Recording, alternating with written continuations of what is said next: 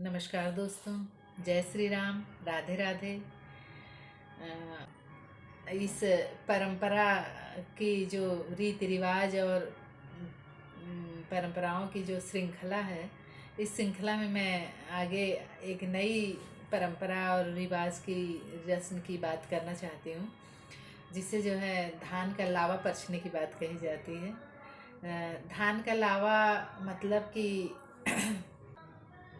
हर कहीं पे भी ये मतलब हर विवाह में सनातनी रीति से, जो वैदिक रीति से जो शादी होती है, उसमें हर जगह ये प्रयोग किया जाता है। तो भाइयों बहनों दोस्तों, आप लोगों ने ये सोचा कि सिर्फ धान का लावा ही क्यों परछा जाता है? क्योंकि अन्न, किसी भी सूखे अन्न को भूना जाता है तो उसमें लावा तो बनता ही है। तो सिर्फ धान के लावे का प्रयोग होना क्यों शुभ माना जाता है? तो इसके बारे में मैं बात ये करूँगी, आपसे बताना चाहूँगी कि धान का जो लावा होता है, वो फूटने के बाद भी उसकी भूसी उससे अलग नहीं होती। भूसी अलग न होने का मतलब ये है कि जब तक आप दोनों एक साथ रहोगे, आप दोनों का मोल बना रहेगा।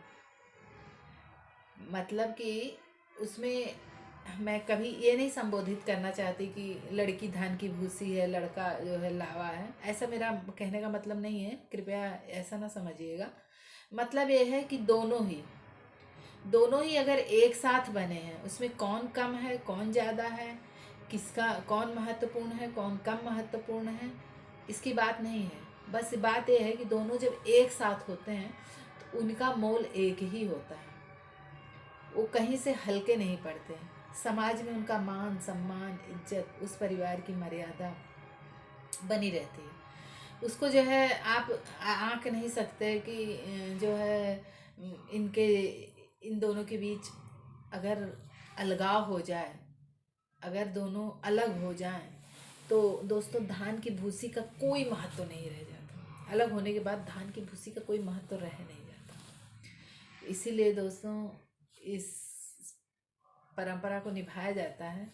और जहाँ तक मुझे पता है कि दोनों तरफ से, लड़की और लड़के दोनों तरफ से धान लिया जाता है और उस धान को परछन में प्रयोग किया जाता है भुनवा कर गाँवों में। और शहरों में शायद खील को ऐसे ही खरीद लिया जाता होगा, किया जाता होगा।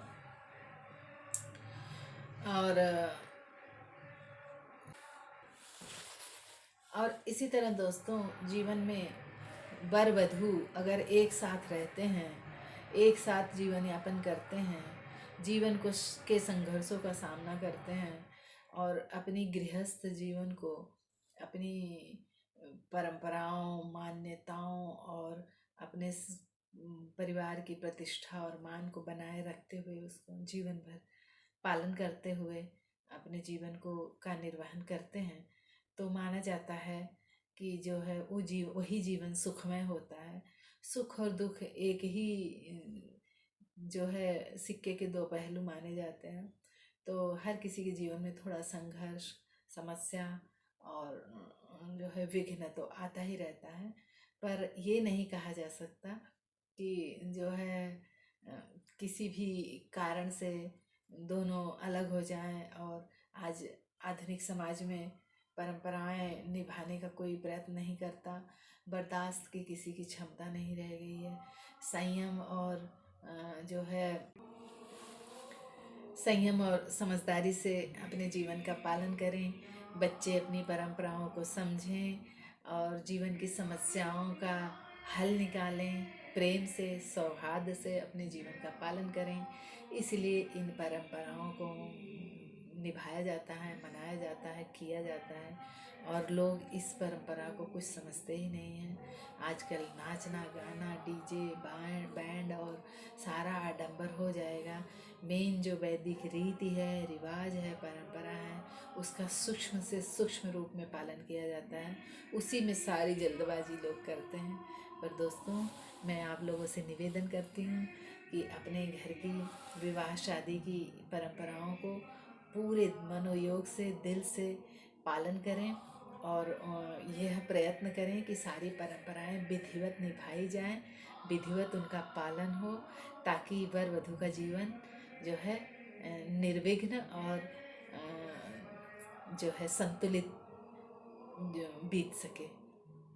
नमस्कार दोस्तों, आपको अगर मेरा यह जो है प्रयोग अच्छा लग रहा हो तो प्लीज़ मुझे सब्सक्राइब करें, लाइक करें, कमेंट करें और मुझे सलाह दें। अगर मुझसे कुछ गलती हो रही हो तो उसके लिए मुझे जो है रास्ता दिखाएं और क्षमा करें। धन्यवाद। जय श्री राम।